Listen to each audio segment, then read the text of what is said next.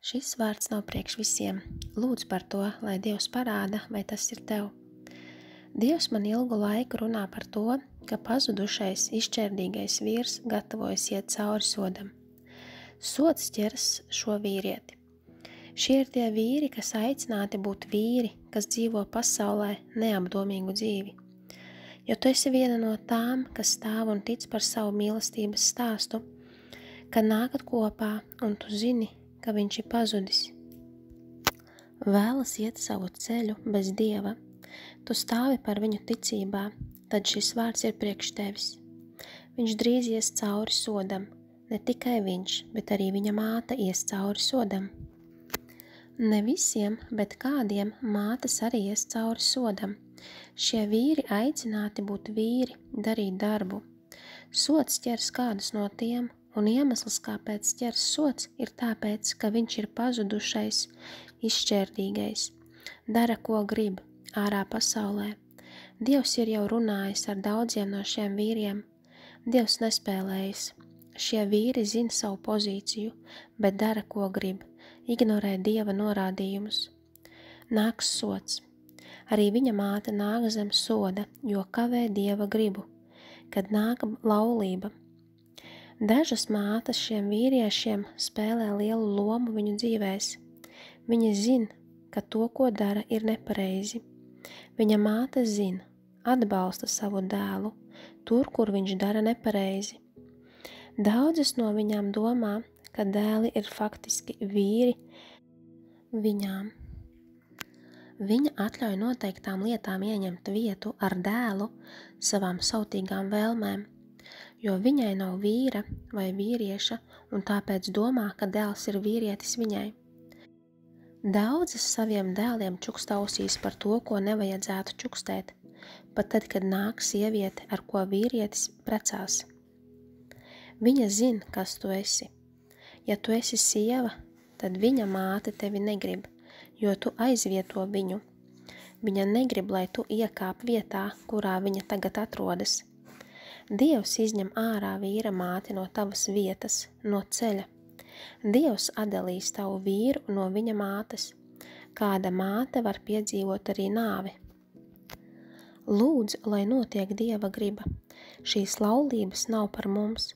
Mātes nesaprot to, ko Dievs savienojis, to cilvēkam nebūs šķirt. Dievs jau garā tevi salika ar šo vīru. Dažas vīra mātes traucē, citas pat dara burvestības. Tu domā, ka tu viņai patīc, viņa it kā saka labas lietas attiecībām, bet vai īstenībā, vai tā ir patiesība? Izliekas, ka tu patīc, īstenībā tu viņai nepatīc, jo nevēlas tikt aizvietota. Viņa nesaprot, ka tas ir lielāks kā tu. Vienkārši aizvieto. Tas viss ir par Dieva gribu. Dievs salika kopā tevi un tavu vīru. Viņa nevēlas, ka tu viņu aizvieto. Kādi vīri gatavojas piedzīvot smagu sodu? Lūkas 12:47. Šāds kalps, kas zinādams sava kunga gribu, nebūs sagatavojies vai darījis pēc viņa prāta, dabūs daudz sitienu.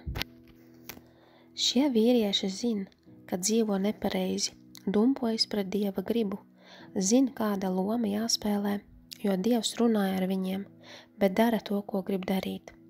Tāpēc būs sods. Kādiem ļoti smags.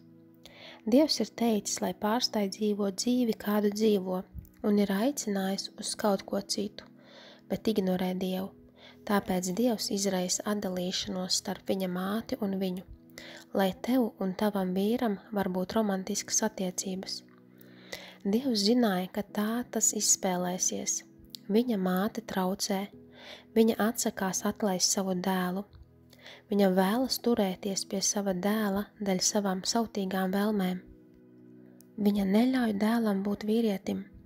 Viņš ir kā memmas dēliņš. Viņa domā, ka tas ir viņas vīrietis. Viņa varbūt nekad nav bijusi precējusies vai nav attiecības, varbūt dažādi. Viņa domā, ka tas ir viņas vīrietis, ne tavs. Viņa nedrīkst traucēt. Dievs sauc šo vīrieti augstāk. Šī māte ilgu laiku traucē, tāpēc piedzīvos sodu. Marka 10, 6-9. Bet no pasaules iesākuma Dievs viņus radījis vīru un sievu, tādēļ cilvēks atstās savu tēvu un māti, un tie divi būs viena miesa. Tad nu tie nav vairs divi, bet viena miesa, tāpēc, ko Dievs savienojis, to cilvēks lai nešķir. Ja Dievs tev jau ir teicis, kas ir tavs vīrs, jūs jau garā esat precēti.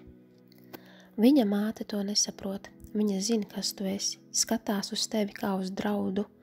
Viņa iet arī par tālu, cenšoties pieāķēt citu sievieti viņam, jo zina, ka viņas dēlam nav jābūt ar šo sievieti. Viņa ir sliktā pozīcijā, dara nepareizi, un tas ir dēļ viņas sautīgām vēlmēm. Neko nevar likt pirms Dieva gribas. Būs sods abiem, vīram un vīra mātei. Pārbaudi vārdu pie Dieva.